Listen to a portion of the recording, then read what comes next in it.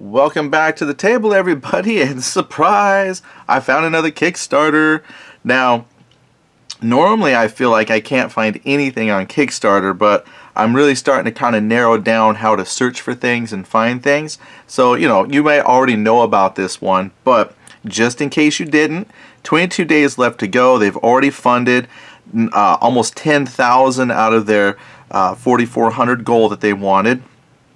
Now, this one is Broadside Empires of Steel Hunting Grounds, the digital edition.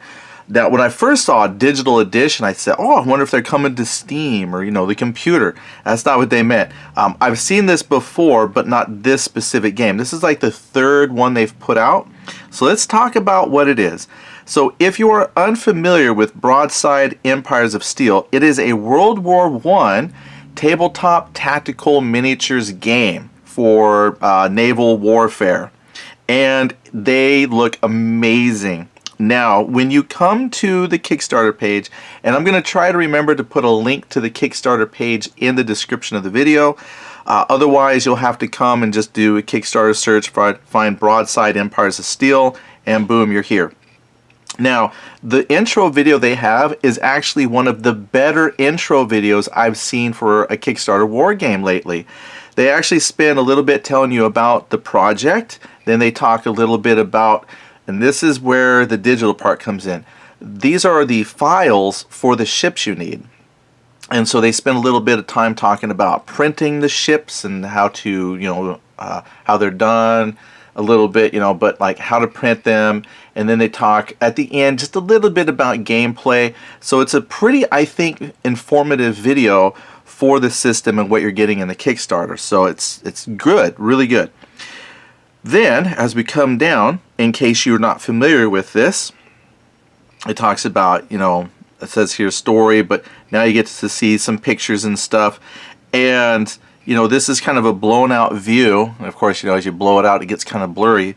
But the quality on these prints is amazing, because I've seen some ships from their first two releases, and I'll show you where you can go, learn more about the game. And this says here, now this is their third Kickstarter, they have 112 classes of Great War era ships over 3 Kickstarters. And this one here specifically covers the Baltic, so this is like the Russian fleet and whatever else was in the Baltic, I suppose. And they got links to go to like their website. So if you click that, they brought the Empires of Steel digital, so click that. I think that's the first one, and then the 3 Crowns was the Mediterranean expansion, and now you've got the Baltic, and they got links to those 2 Kickstarters. I don't think they're available anymore, but you could click and go learn more about those 2 other eras. Then it says here, we're going to use the Kickstarter add-on facility with this project. After choosing your pledge level, you will be able to add all the files from the previous releases if you wish to do so. You may also add the early bird ships to your pledge if you missed out on getting them for free. So if this turns out to be your bread and butter, this would be a great way that you can not only get this particular expansion, the current Kickstarter, but purchase other ships that might tickle your fancy as well in just one nice little package. So great. And then see, it's even got the steps. Then it talks about the fleet book. Now this particular Kickstarter doesn't have anything about the rules necessarily, because it's specifically talking about the Kickstarter for the ships. So it says like, here's like what a page from the fleet book looks like if you're, building a fleet. So you can just see, simple enough. There's a battle squadron, or if you need your screening squadrons, here's what comes in them. Easy enough. And then here again are some of the ships, and on my zoomification they start to blur out, but they're pretty amazing. I think they're great. If someone wants to send me a 3D printer, I'd be more than happy to print these things and show them to you. And then again, we saw that picture earlier. It talks about the ships. And then here's stretch goal 1 is unlocked. Looks like they added a couple extra classes of ships there. It says all of these classes were used by the Black Sea Fleet during World War I. So that's, and I tell you what, it's so amazing to look at ship evolution. So I play mostly World War II, and to come back and look at the World War I stuff, it's like, did they really build ships that look like that? Yeah, apparently they did. They're a lot different. They're not slim and sexy always. As I look at the cruisers and whatnot, the battle wagons weren't all slim and sexy, but you know, it's like, wow, that's a huge cruiser. All right, got more. Another stretch goal. Here's a Royal Navy What is this? Okay, that's a Kriegsmarine. I don't think you can call it Kriegsmarine for World War I. I could be wrong, but here's what do they say? This is well, it tells me the name of the ships, but doesn't say if that's, you know, I'm assuming that looks like the German World War I flag, Navy flag.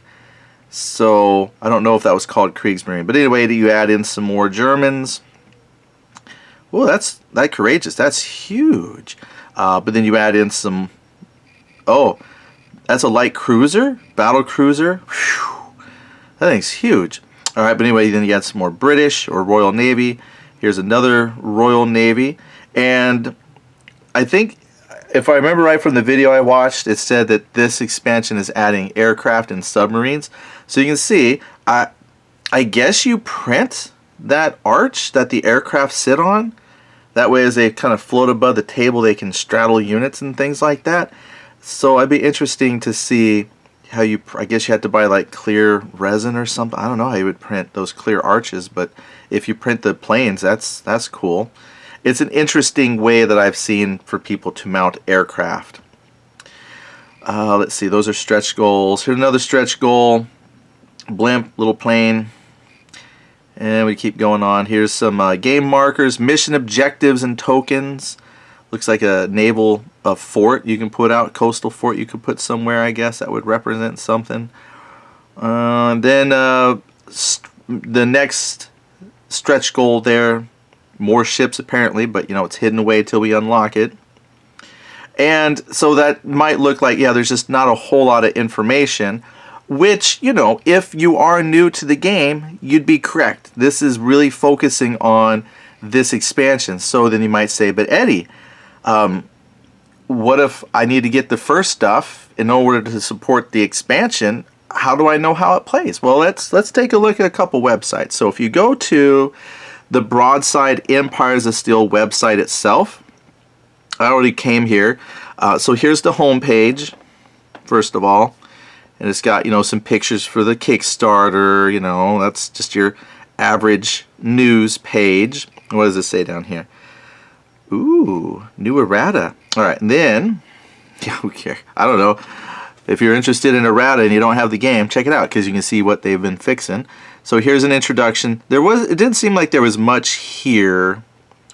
Just a little bit, you know, you set up a game and each player takes turns shooting each other's ships. But it does say the scale is 1/1500.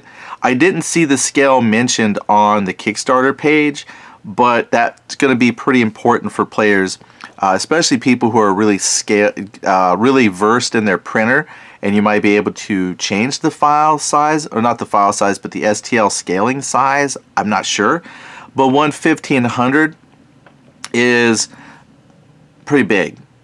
I know that 1/1800 World War II ships are kind of big, so these 1/1500 scale World War I ships might be, you know, pretty big. I've got another website we'll look at where they show the ships in hand and whatnot. But anyway, you've got the website to come look at. Then they have images. Again, just great ways to look through the ships. I think they're gorgeous, especially if you know how to paint ships. I'm not a... Well, okay, I was trying to blow that up a little bit, but I mean, the detail on these things is freaking outstanding. So, oh, technology, don't fail me now. Well, of course. I wonder if we can just go back. And then we're going to hit videos. I didn't check social media, but I think this is a good one. Here's information about the first Kickstarter, some tips on painting the ships, and then gameplay. That's the one that I think you will want to check out if you are interested in the game system itself. So you've got the videos here. There's a fleet construction for Germany, fleet construction for the British. Then it talks about ship movement, talks about orders and discipline, and firing the guns. Okay, cool. So that would give you some of the mechanics. But I found a YouTube channel months ago that I like. It's called Lead Death, and he does a bunch of different games, so he's not limited to one.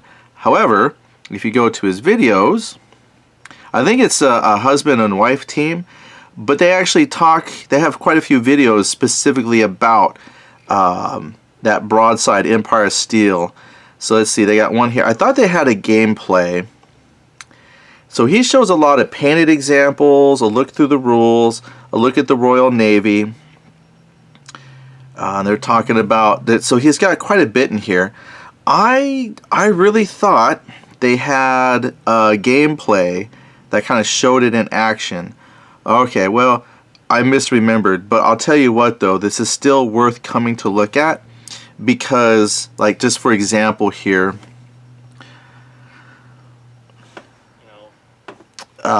they do a really good job showing what the different components look like if you print and do this all yourself.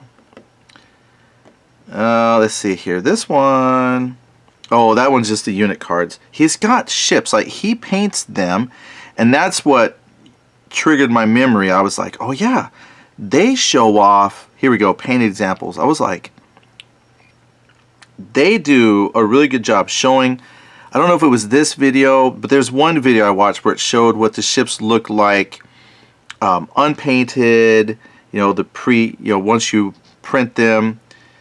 And here we go. He's going through showing the ships, you know, and he'll pick them up. Now this is an older video, but yeah, I mean, they look amazing. And I guess they don't require much in the way of painting. Some gray, little tan on the deck, dry brush a little bit, boom, you're good. I think it was this video, the current one here, the upcoming one. I guess they were kind enough to send him some files, but yeah, it's so cool. He does a really good job of getting some up close videos on shots on these ships. So anyway, I would recommend that you come here and check that out. I really thought there was, I thought he had a gameplay. Yeah, he does. See? Battle report. I just didn't see it in the video list. But I've come through and watched this a few times, so if you want to see how the game is played, you know, come check this out. This will show you how it looks on the board. I'm not sure it has to look like that with all the stuff. I think they were putting out just, you know, reminder markers and things like that, but watch it. I thought it was very cool. It's approximately 45 minutes, but you get to see some of the mechanics all in action there. Gives you an idea of what the game looks like. So anyway, that's what I wanted to share. So I'll pause that. I'll make the attempt to pause that. So there you go. You have the Kickstarter page if you're interested in getting into World War I naval warfare. I don't think this is such a bad way to start. So let's take a look at some of the levels here and see if that is of any interest to you. So there's your basic, send us some money so we can buy coffee. It is in Australian dollars. I'm not sure if they call it Australian dollars or what they call it. So 10 Australian dollars, so about, what is that? I can't read if that's an $8. Hey, I got an advantageous dollar this way. Okay, cool. And then if we go, it's about $1 is about $1, so there's a tip jar. Then we have here, all right, here we go. For approximately 48 Australian or 36 US dollars, I think the early bird special's gone. But anyway, if you had that, you got the full hunting grounds expansion for Broadside, along with all the rules and accessories that you need to play the game. And the rules, nice. This option will set you up with everything you need to play your Russian fleet. This includes the STL files needed to 3D print 10 classes of warships, and it mentions them here.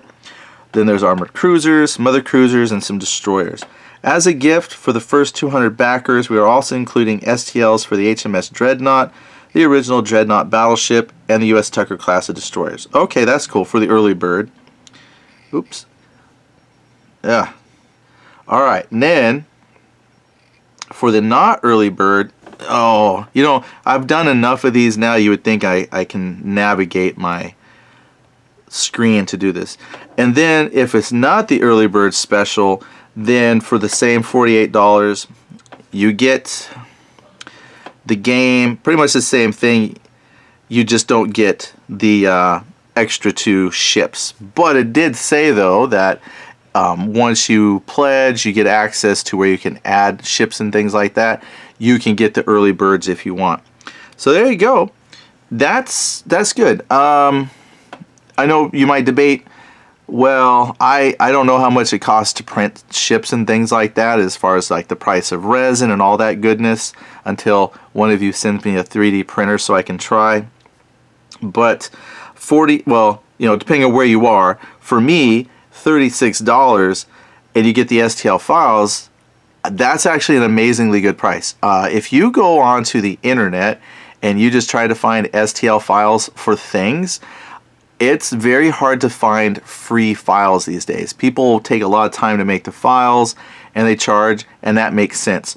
And for the amount of ships that you get and the things that you'll unlock, you're going to get a lot of ships for that $36 US or $48 Australian. So that's an amazing way to jump into the World War I naval gaming. Of course, if you're just jumping in, you will need an opponent. So if we go take a look here at the first Kickstarter, now you get the rules, okay, but you just might want opponents. I don't think you can get the STL files through this original Kickstarter at this point, because it's done. But, you know, you can come and see what came in it. They got a Facebook page. So I guess really the trick would be, okay, so how do you get the other files for the other ships? But, you know, you can come and see what kind of ships they got. It's just the original Kickstarter page. That doesn't have a whole lot. It doesn't. But, let's see, if their website, I don't see a store. Is there like a store page? See, I'm looking because as these questions come up in my head, I didn't even think about that. Well, Eddie, that's just the Russians, but what if I want?